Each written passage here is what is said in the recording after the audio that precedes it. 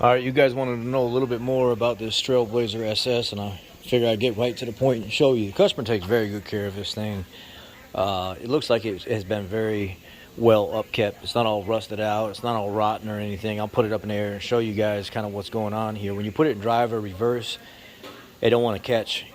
And what I mean it don't want to catch is the transmission will actually start turning. The transfer case will actually start turning. The front drive shaft will actually start turning. But the front carrier differential assembly will not. It just brrrr. There ain't no teeth left inside the carrier. It's just all straight metal that's coming out of it.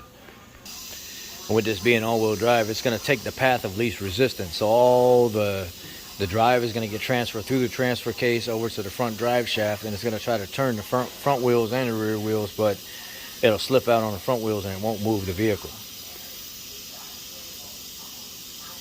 Good thing is the customer has aftermarket warranty called Century, and they are working with us very well. They're taking care of us here, and they came out. They see that the vehicle is actually very well upkept, and the customer doesn't beat on it or anything like that.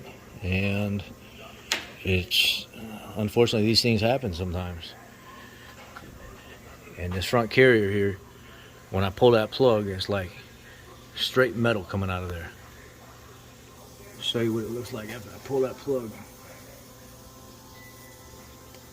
Yeah, that's the color of it right there on the side of that cup. Chunks and everything coming out of it. Let's see here. Show you what we got going on.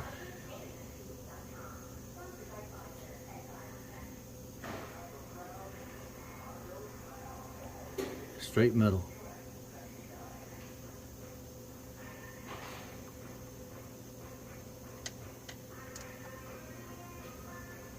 Problem is, a lot of these units you can't trust used, and a lot of companies are refurbishing these because they know what the resale price is on them, and they sell for a lot of money because they ain't easy to get. So that's where we're at with it now. Is it needs a front carrier, which should be your front all-wheel drive or front diff unit here.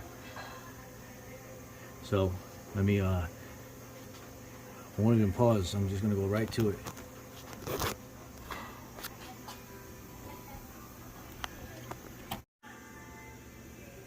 There you are. It's just straight metal. All metal in that. I'll show you how bad this is. See this Matco pocket pen or Toyota pocket pen? Watch this. Look at that. Look at the fluid. It's pulling. There's so much metal in there, it's pulling to the magnet. Look at that. All metal attached to the bottom of that. See the slivers of metal that's in it? Yeah, I'd say she's done. Anytime you can make a fluid move around like that and follow the magnet without touching it, that's bad. Look at that. That's after I wiped off most of the liquid. That stayed on the magnet.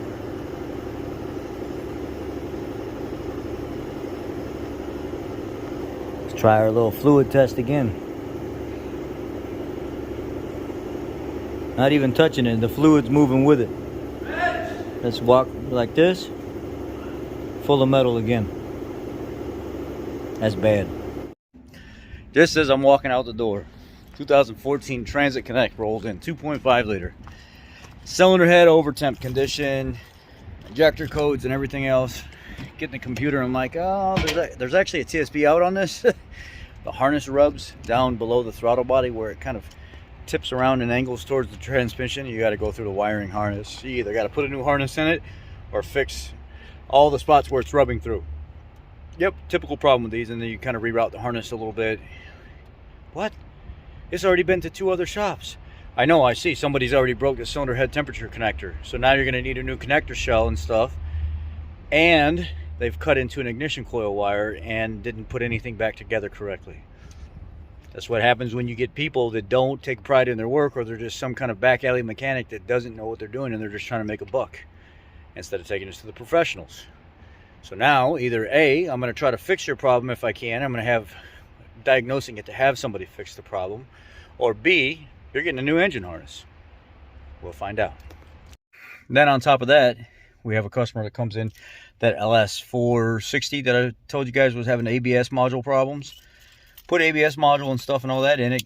Started getting everything programmed, error and stuff out of it, going through the computer work, and it kept saying it was like a P1230 or 1203 code for ECM communication. And digging into it further and further, find out that there's a little module in the passenger side kick panel that sits down behind the plastic that people can unplug, and it's called like an AFM, active field sensing module or something. I don't know what it is. Some active field module where when you're turning, the lights kind of turn with it because it's a higher end Lexus. It kind of give you the vision while you're in the turn a little bit more in the direction you're going. And the customer found out on some forum somewhere that they said if you unplug that and there's like some kind of ABS event or failure in the future, with that unplugged, it won't set the lights on the dash, so you just won't ever know that something's wrong. Well, now that the lights are present and nothing would finish the last final checkout, because that module was offline, and it uses it as part of its handshake initiation circuit. So I got in the computer, got the module plugged in, and did the last part of it. It's called a linear valve. It's a linear actuation valve. It's the last part of the process, like a 120-second timeout, where the ABS light and the brake light or parking brake light or something like that flash rapidly. And if it's flashing rapidly throughout the entire time that the 120-second handshake is going on, if you make it all the way to the end with no change, no nothing, and they continue flashing rapidly all the way to the end of the 120 seconds, you have successfully completed your handshake between the modules and everything's programmed. And that's all it was. The fact that the guy listened to somebody on some forum say, oh, if you unplug this, you'll be all right. You won't damage anything. You won't do anything. Oh, but you did. And now you had to pay for it. And now your vehicle's back online and everything's working with no OBS or OBD codes, no ABS codes, no nothing like that. And yeah, it's been an interesting day. Diag. All in volunteering time. This independent stuff is quite interesting. And it's quite rewarding once you're basically teaching yourself with the knowledge and foundation base that you have to go off of what other manufacturers have taught you apply to other manufacturers as well. And it's the same principles across the board. Doesn't get any easier than that. Once you get the foundation of the principles and the drive to troubleshoot something the proper way, oh my God, it's endless. You can go to work for anybody.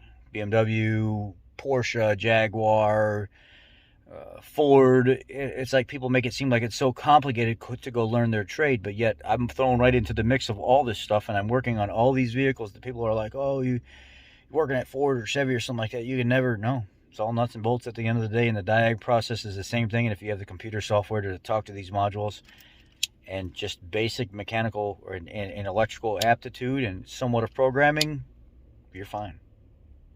You'll be okay. You'll learn pretty quick. And it ain't nothing at the end of the day. Y'all be blessed. Take care. I hope you have a great night.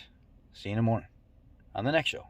Remember, if you haven't said something nice to somebody today, if you haven't thanked somebody for something, or if you haven't held a door for somebody or said something positive to somebody, I'd urge you to do so. You might just change the way they look at things. Might make a reaction, a bad reaction, a positive reaction, and you just might show somebody that you actually care about other people other than yourself. It might make them stop from doing something they could possibly be doing or thinking about to harm themselves. A lot of that going on around right now. So, positive affirmation. Look out for somebody else. Say something nice for somebody else. Hold the door for somebody else. Do something positive and thankful, or thinking in a positive way to make somebody else feel better. Just pass it out. It's free. It doesn't hurt. Do it. Y'all be blessed. Love y'all. Take care.